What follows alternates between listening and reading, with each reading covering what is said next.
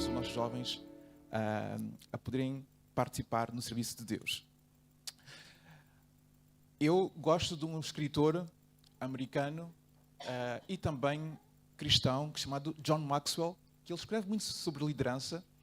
Ele diz o seguinte, que se nós quisermos ver se a educação que nós temos dado aos nossos filhos, ela está a dar resultados, então nós temos que vê-lo nos netos dos nossos netos, não é? Nesse caso, os filhos vão ter outros filhos, seus filhos, e aí a nossa educação que nós estamos a dar vai dar o tal resultado. E hoje eu quero falar sobre legado. Legado. E eu queria que nós pudéssemos abrir nossas Bíblias em 2 de Crônicas, capítulo 34. 2 de Crônicas, capítulo 34.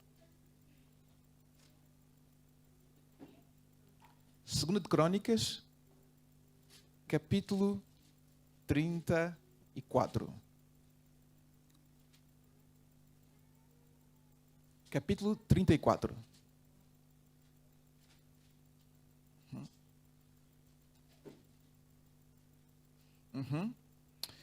E diz assim, versículo 1.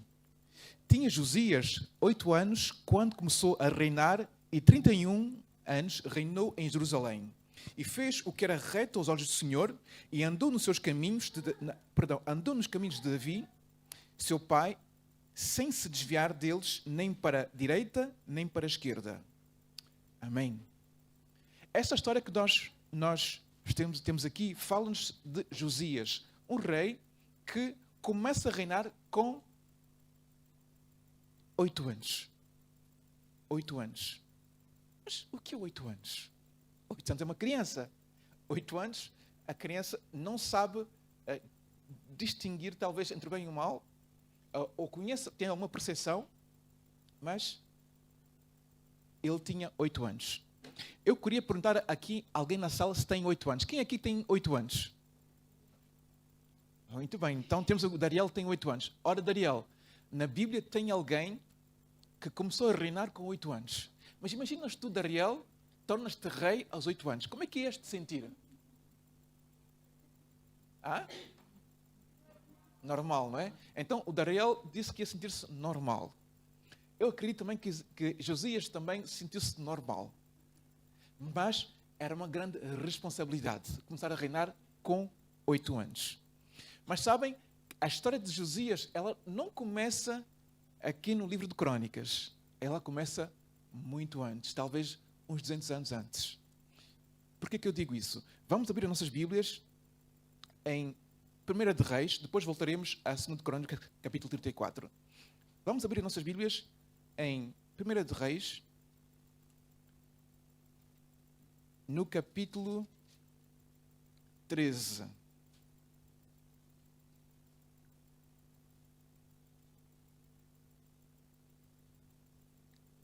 1 de Reis, capítulo 13.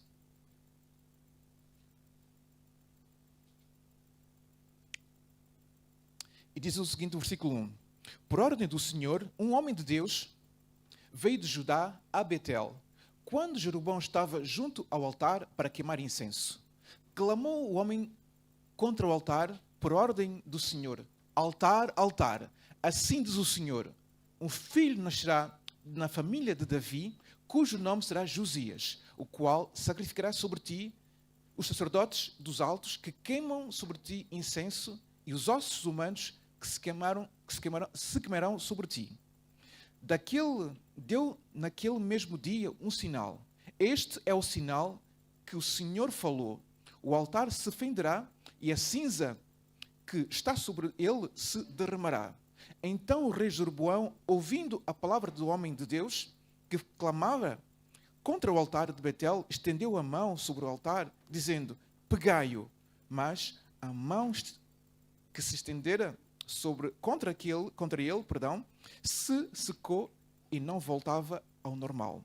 O altar se fendeu e a cinza se derramou do altar, segundo o sinal que o homem de Deus apontara, por ordem do Senhor. Eu vou parar por aqui. Então, logo aqui, nesta história, nós vemos o quê? Vemos que Jeroboão, segundo o contexto histórico naquele momento, tinha feito um altar a Betel, tinha feito e erigido um altar do bezerro de ouro. E naquele preciso momento, Jeroboão, que era o rei, ia oferecer um sacrifício.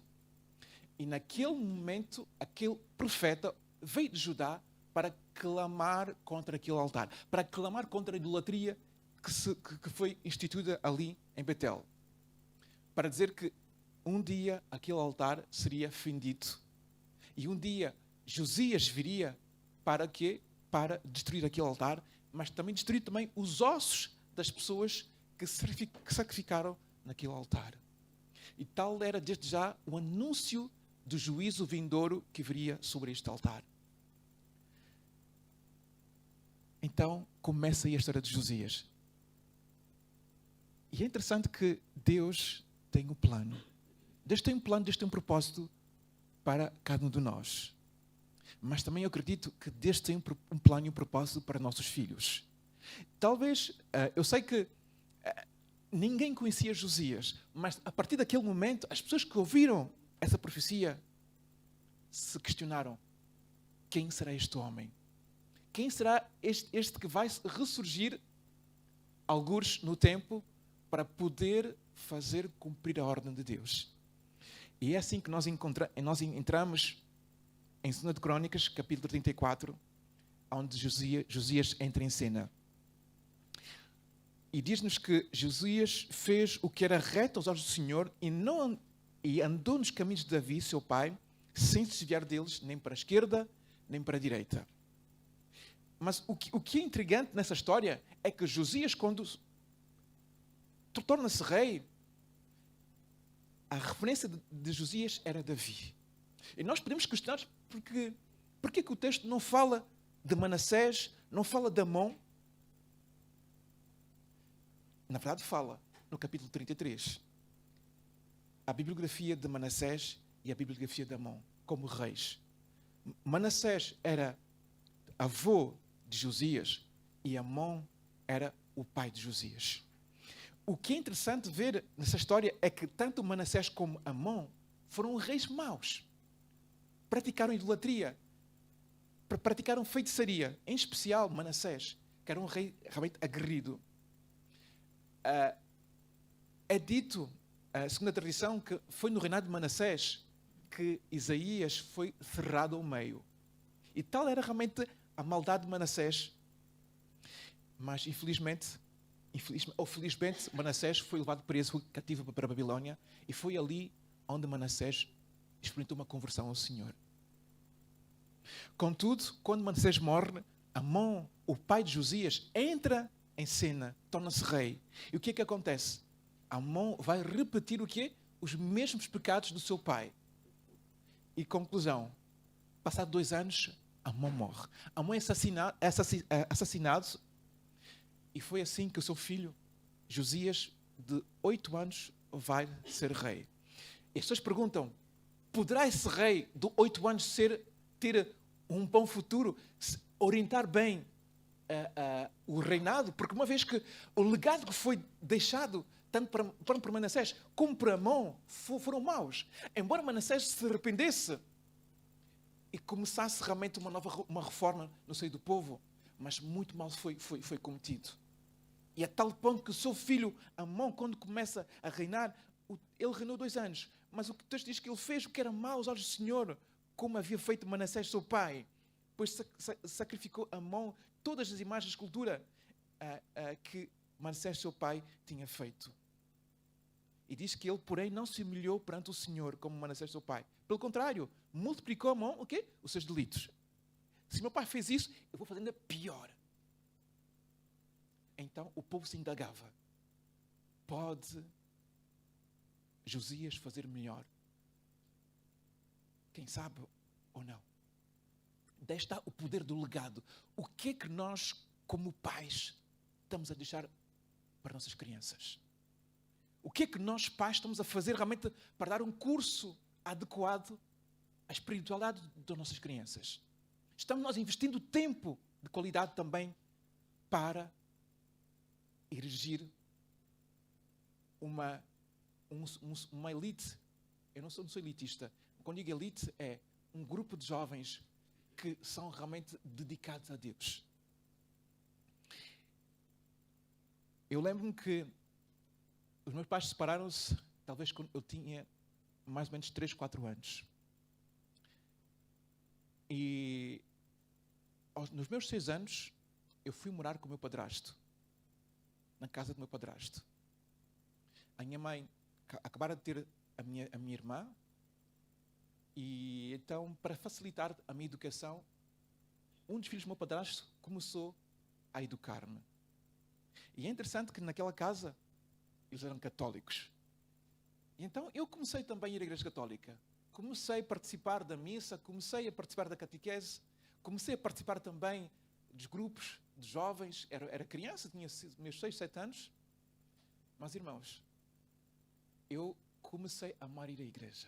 Eu amava realmente ouvir a palavra de Deus. Eu amava a catequese. Eu amava participar da missa. E tanto mais que aos 7 anos foi-me dada uma batina. Eu era pequenino. Eu era sacristão. Eu participava também da missa. E o que é interessante é que o filho do meu padrasto, ele estava a estudar para dedicar-se ao ministério sacerdotal, para ser padre. E com ele tinha vários jovens na sua idade que estavam realmente com esse propósito. E ele estava ali no meio. Eu era simplesmente sacristão. Mas mesmo assim, parecia que dentro de mim havia uma vontade realmente de servir a Deus. Ainda pequeno. E todas as noites, quando eu ia dormir, eu fazia a minha oração. Fazia o Pai Nosso, fazia a Ave Maria, fazia isso tudo. Fazia ato de contrição. Porque é aquilo que me ensinaram. E como me ensinaram, eu, me livre de vontade, eu buscava a Deus. E quando eu pecava, fazia algo que era errado, no momento eu orava a Deus. Fazia o tal ato de contrição, não é? Pedindo a Deus perdão. Mas se não fizesse, de noite eu fazia isso. Eu resolvia os meus problemas com Deus, antes de ir para a cama. Eu tinha 7 anos. E queridos, quando nós ensinamos as crianças algo que nós acreditamos, elas seguem. Talvez podem não seguir no momento, mas fica ali alguma coisa. E nós temos realmente de trazer um bom legado para os nossos filhos. E a espiritualidade é algo essencial para a formação do caráter dos nossos filhos. Então foi assim que Josias tornou-se rei. E a Bíblia diz-nos, no livro 2 de Reis, que a mãe de Josias era Jedídia. Possivelmente aquela mãe educou o seu filho, deu o seu melhor para que aquele menino tornasse um dia rei.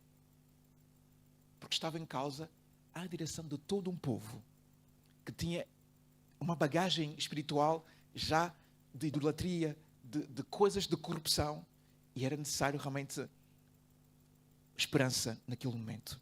E a Bíblia diz-nos que Josias não se desviou nem para a direita nem para a esquerda, dando-nos também um repto a nossos jovens, dando-nos também um repto aos adultos de que Deus deseja que o seu povo não se desvie em tempo algum da sua palavra, nem para a esquerda nem para a direita. Ainda que caiam os céus, ainda que se levante uma multidão contra nós, nós precisamos de firmeza, queridos.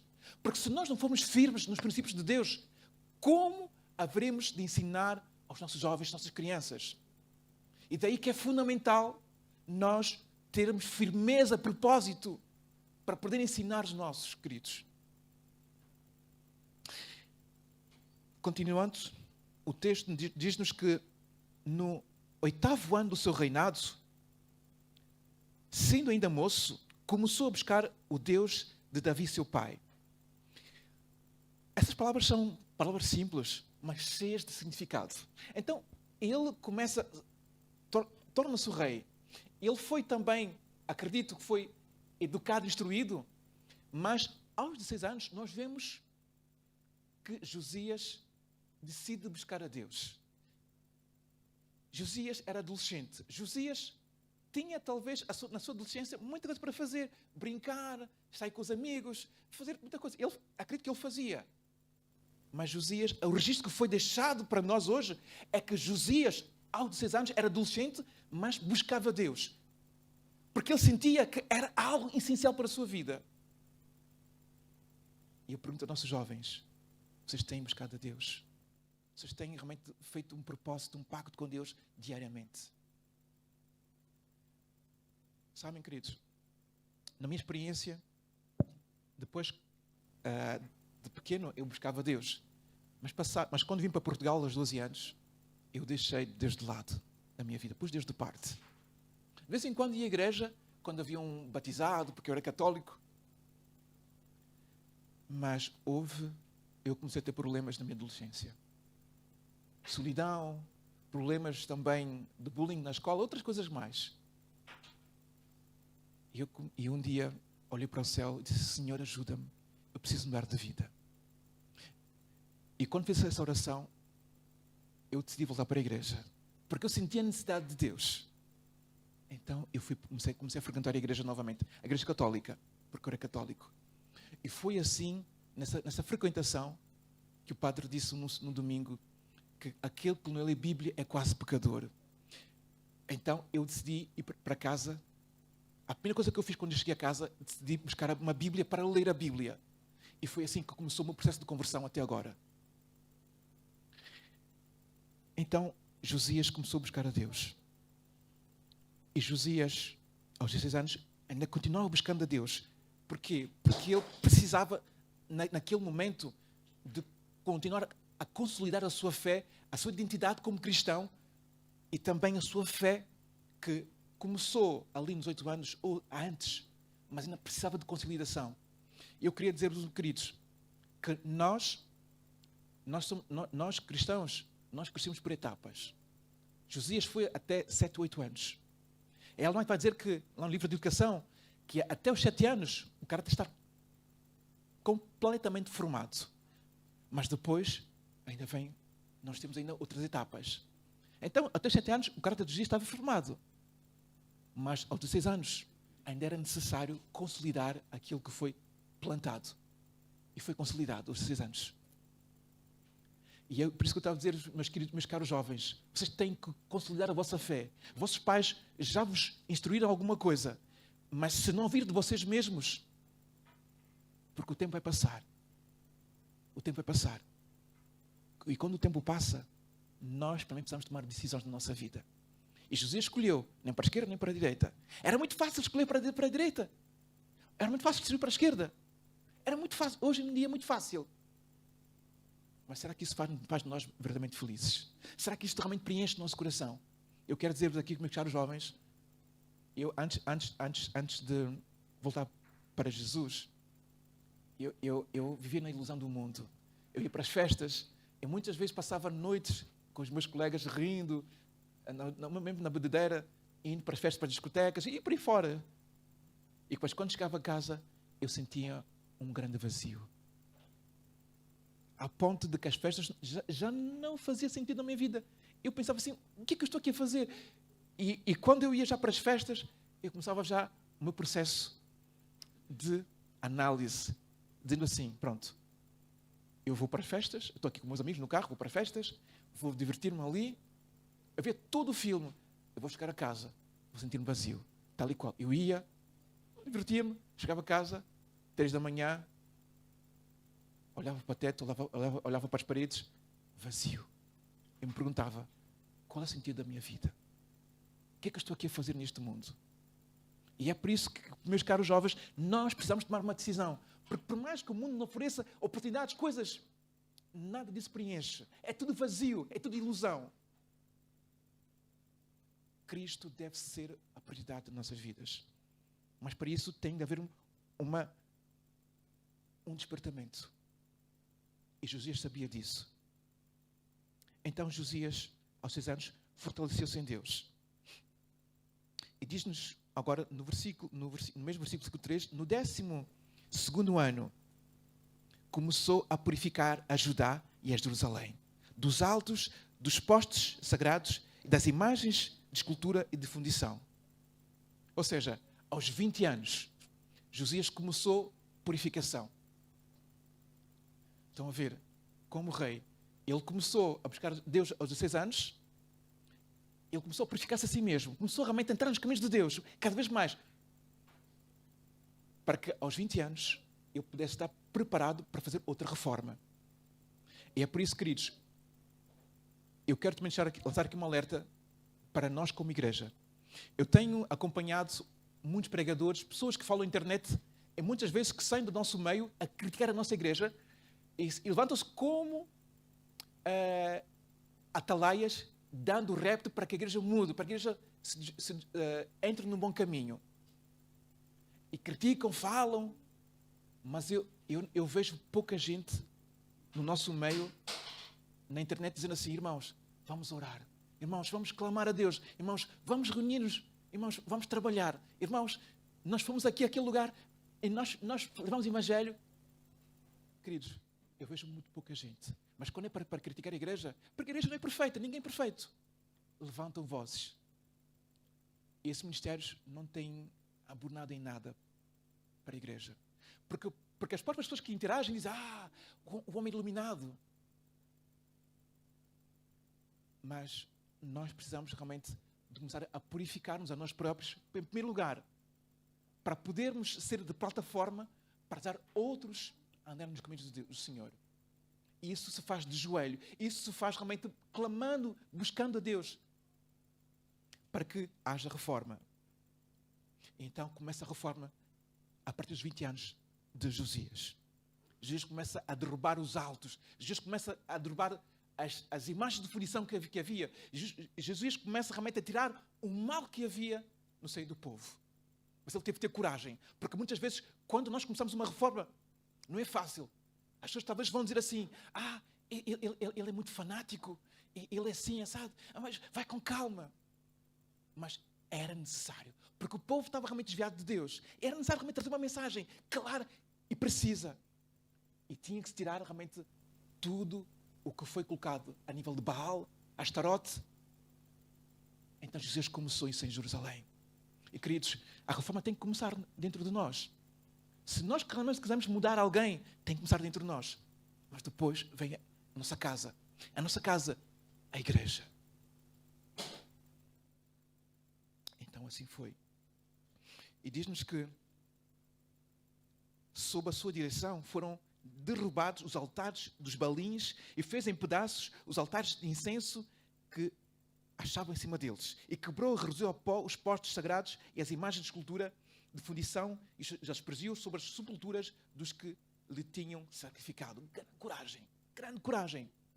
Reduziu tudo aquilo ao pó e aqueles que sacrificaram, pegou naquelas imagens, naquelas coisas que estavam a pó, mandou para cima para dizer que aquilo era nada. Mas vamos continuar. Diz assim, versículo 5: queimou os ossos dos sacerdotes sobre os seus altos e purificou a Judá e a Jerusalém. É necessário bastante firmeza. Porque muitas vezes, queridos, como eu dizia, para tomar decisões dessas, nós temos que estar realmente alinhados com o propósito divino. E isso foi necessário. Josias bater o pé, mas ser firme para tirar aquilo que estava mal. E nós, infelizmente, muitas vezes, nós temos alguma dificuldade em tirar aquilo que está mal. E falar aquilo que está a verdade. Uma coisa, irmãos, é falar a verdade com amor. Outra coisa é falar de forma desadequada. Porque eu posso falar a verdade com amor. Eu posso falar a mesma verdade sem amor. E posso ter dois resultados. Ainda que a pessoa não me ouça, mas se eu tiver o espírito correto, eu vou ficar em paz. A pessoa pode não gostar, mas eu vou ficar em paz. Mas se eu não tiver o espírito adequado, a pessoa vai ficar mal, eu não vou ficar mal. Vou dar uma experiência. Já contei essa experiência aqui. Eu lembro quando estive em Trás-os-Montes, eu fui fazer trabalho missionário com uma irmã, e a irmã deu um folheto a uma pessoa, a pessoa disse: não, eu não quero. Eu não acredito em Deus. Então a irmã disse assim: vá para o inferno.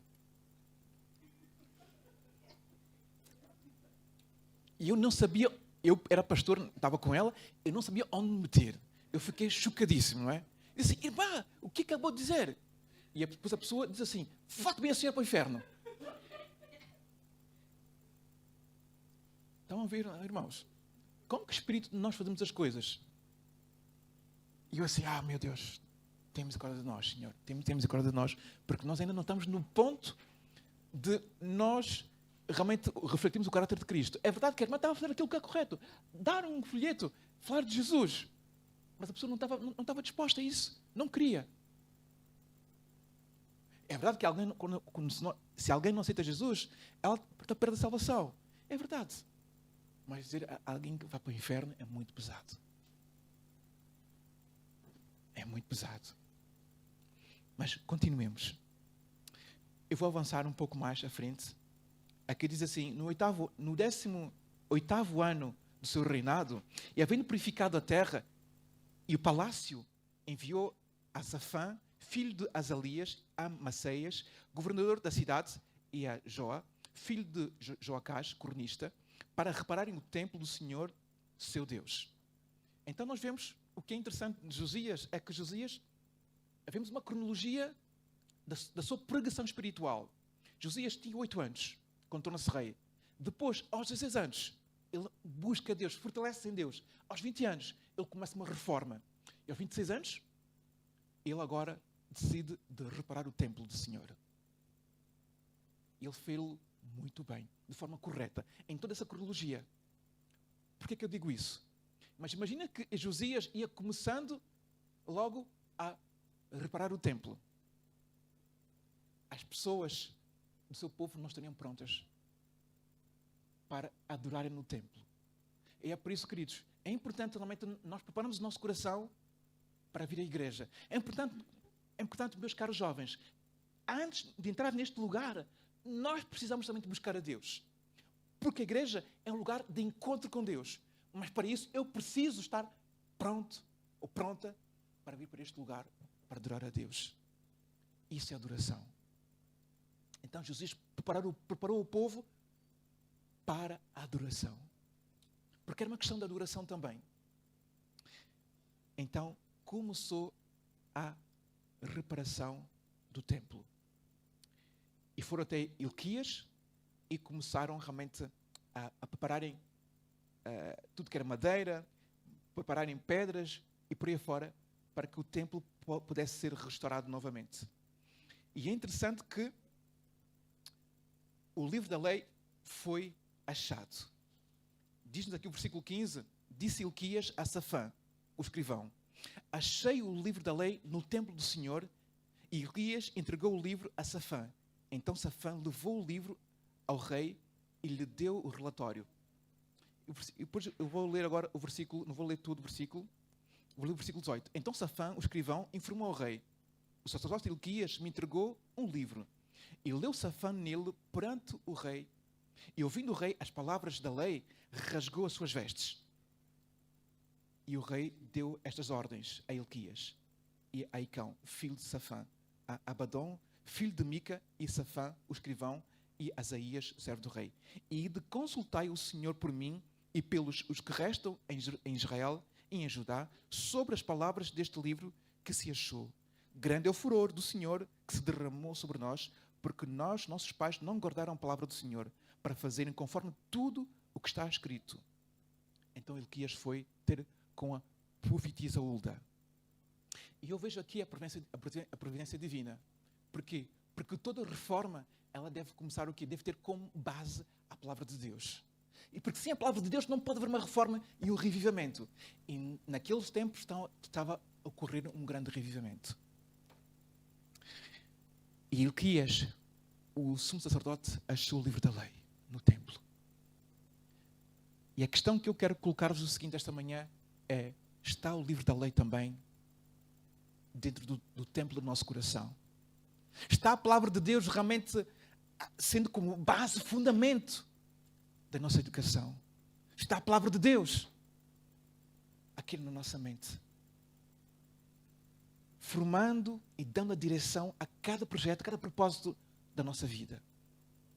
Está a palavra de Deus realmente impulsionando-me a ser um cristão melhor?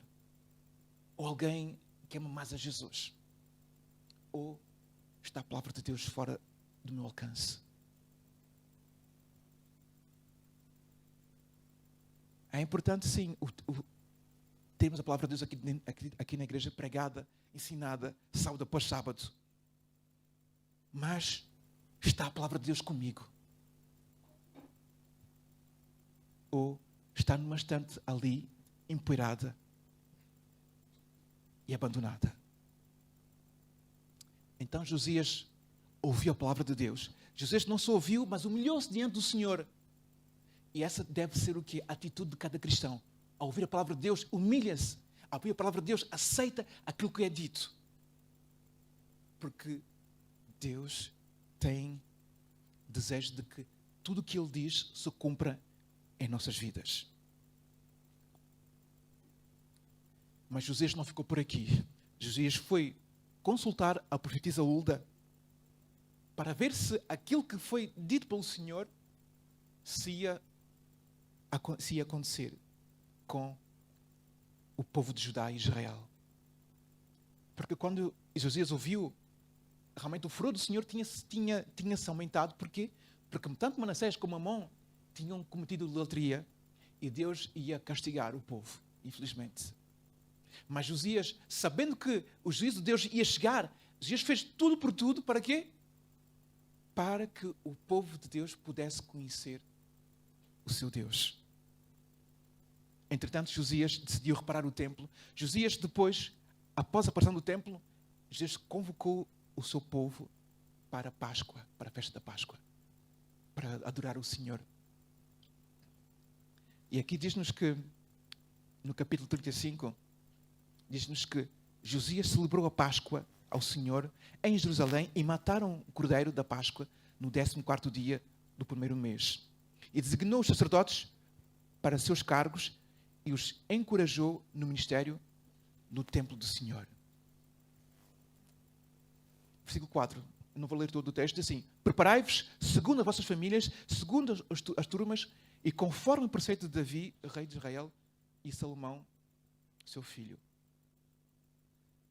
E diz assim, versículo 5: estai no lugar santo, segundo as divisões das famílias dos vossos irmãos e dos filhos do povo, e haja cada um uma porção das famílias dos levitas.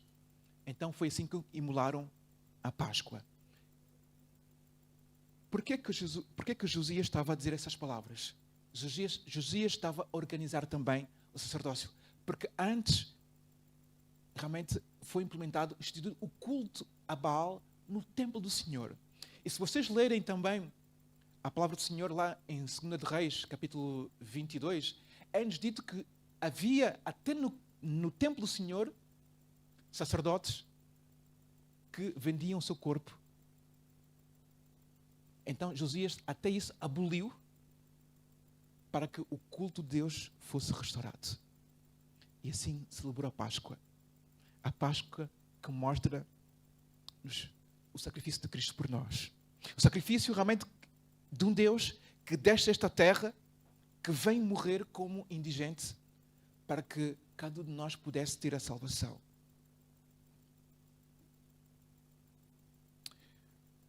Esta manhã, Deus também está a chamar-nos para sermos reformadores.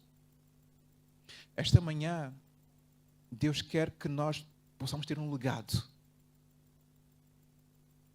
Nós temos o legado que nossos pais nos deixaram, mas também nós temos o legado que Cristo nos deixou. E nós temos o legado que nós estamos a passar para os nossos filhos. Mas também os nossos filhos precisam também de construir o seu próprio legado aqui nesta terra. E a questão que Deus está aqui a trazer-nos é a seguinte: como estou eu hoje? Como é que eu estou a construir esse legado que Deus realmente me deixou através de Jesus, para que eu possa passar às gerações vindouras? O que é que eu estou a fazer realmente nos meus anos? Porque os anos vão passando. Eu tive 8 anos, agora estou ao caminho dos 16, ou já tenho 16 anos, ou um pouco mais. Cheguei aos 20, estou indo. E olhar para trás, o que é que eu construí? O que é que eu estou a construir hoje? E que reformas também eu estou a fazer na minha vida para poder mostrar ao mundo o Deus a quem sirvo? E que coisas também eu estou a fazer na minha casa para poder potencializar as reformas que Deus deseja que eu faça? Porque um cristão que vive o seu cristianismo e que não tem nenhuma reforma na sua vida, que não tem nenhuma mudança na sua vida, ele é um falso cristão. Quero contar-vos uma experiência para terminar. Eu estava no acampamento, foi o meu primeiro acampamento.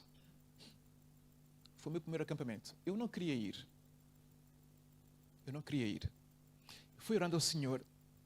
Eu tinha mais ou menos os meus 19 anos. Mas eu orei ao Senhor e perguntei ao Senhor: Senhor, tu achas que eu devo ir a esse acampamento?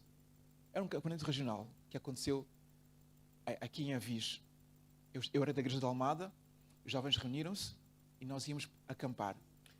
E foi um acampamento em 2000. Foi no ano 2000. E eu orei ao Senhor, o Senhor permitiu que eu fosse ao acampamento. Eu estava ali com jovens e houve um jovem que deu um testemunho que impactou a minha vida. Ele disse assim: olha, sabem, eu antigamente gostava muito de jogar o paintball. Paintball é aquele jogo onde as pessoas têm uma arma e dentro dessa arma tem tintas, não é? E depois as pessoas têm o seu, digamos, o fato de proteção e vão jogando e vão matando umas às outras, não é? E sem que, matando, ou seja, eliminando, entre aspas, não é? Sem que as pessoas se machuquem, não é? Porque o fato é apropriado para tal. E esse jovem gostava muito disso. E houve um dia que esse jovem decidiu questionar a Deus. E perguntou a Deus: Senhor, tu achas que eu devo participar disso? E Deus mostrou que não. Então ele foi, novamente, orou a Deus. Passado algum tempo, orou a Deus: Senhor, é mesmo isso que tu disseste-me? Deus disse: não. Passado algum tempo, ele orou novamente a Deus: Senhor, eu gosto muito, muito de paintball. Será que é a tua vontade que eu participe deste jogo? Deus disse novamente: não. 3 vezes. Então aquele jovem tomou uma decisão na sua vida de pôr de parte esse desporto. E é por isso que eu quero desafiar-vos, queridos irmãos. Nós precisamos de perguntar a Deus: aquilo que nós estamos a fazer está correto ou não? E se não está correto, nós temos de tomar uma decisão. Sabe porquê? Porque mais cedo ou mais tarde, aquela coisa vai fazer-nos mal. E é por isso que eu dizia, queridos irmãos, se não houver mudanças significativas na nossa vida, nós não entraremos no céu. E é por isso, queridos, nós temos que purificar-nos a nós mesmos, mas também a nossa própria casa. E nós temos que perguntar a Deus: Senhor, aquilo que eu estou a fazer é correto aos teus olhos ou não? Deus deseja dar-nos um legado poderoso de fé, de convicção, mas de experiência espiritual com Ele. Agora, a questão é: estou eu disposto a humilhar-me para que essa vontade, a vontade de Deus se faça na minha vida? Por isso, irmãos, vamos pensar, vamos orar, mas vamos, sobretudo, clamar a Deus de joelhos, para que a palavra de Deus se cumpra na nossa vida. E assim tenhamos um legado a mostrar às nossas gerações. Amém. Oremos. Senhor nosso Deus, louvado e bendito seja o teu nome, Senhor. Louvado e bendito seja, ó Pai, os teus propósitos, Senhor, para nossas vidas, porque tu sabes o melhor para nós. Querido Deus, eu acredito que nesses últimos dias tu desejas ver jovens, adultos, dedicados aos teus propósitos, ó Senhor. Jovens adultos que não se desviem nem para a esquerda nem para a direita, ainda Senhor que caem os céus, mas que mantenham firmes para aquilo que é direito, Pai. Por isso, vem fortalecer a fé de nossos jovens na tua palavra, Pai, na oração e também na missão. Senhor, oro também pelas nossas crianças, que também necessitam, Senhor, de fortaleza cristã, Pai, de firmeza, Senhor, propósito da vida deles. Por isso, ajuda-nos como pais, como educadores, como igreja, a apostar nos nossos jovens, Senhor, para que o legado, Senhor, que nós estamos a criar neles possa dar frutos para a vida eterna. E tenhamos uma igreja fortalecida e forte nesses últimos dias. Por isso, abençoa-nos e acompanha-nos, Senhor, nesse processo de crescimento e também de renovação, de avivamento espiritual. Pai, ajuda-nos a ressurgir, Senhor, das cinzas espirituais. É que eu te peço e te agradeço em nome de Jesus. Amém.